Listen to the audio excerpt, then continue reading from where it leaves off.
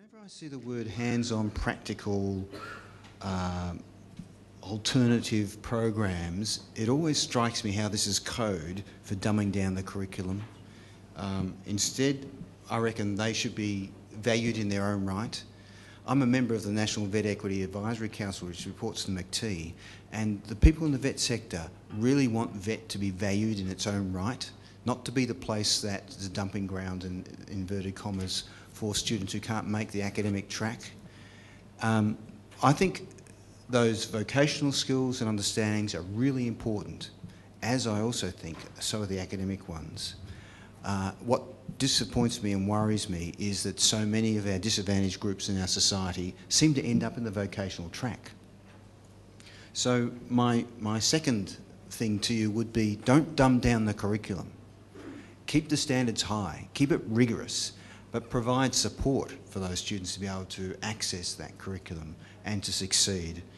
And part of that means making it relevant, connecting to who those students are. And I also think making it relevant is also trying to embed into that engagement with students a sense of critique of the traditional curriculum.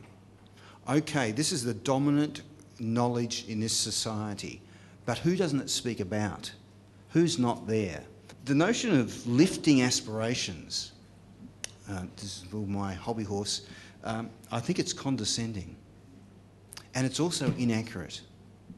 It's condescending because it assumes that if you don't aspire to this academic stream, and indeed to university, then somehow your aspirations are low. Quite apart from the fact that higher education isn't self-evidently better, socially, culturally and economically.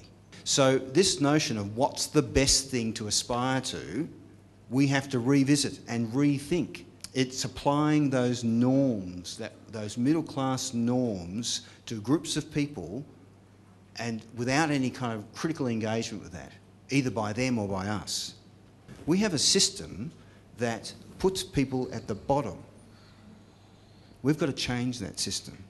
We've got to change the value system that we have, and acknowledge that those people come to our schools, come to our institutions, bringing a lot with them that we don't recognise as valuable at the moment. A French sociologist, you see there's the academic coming out of me again, named Pierre Bourdieu, some of you may know of his work, has a wonderful phrase where he talks about the subjective expectation of objective possibilities. And Carmen and I talk about we live up or we fit the future that's imagined for us. What future are we imagining for these people, these young people that we're talking about?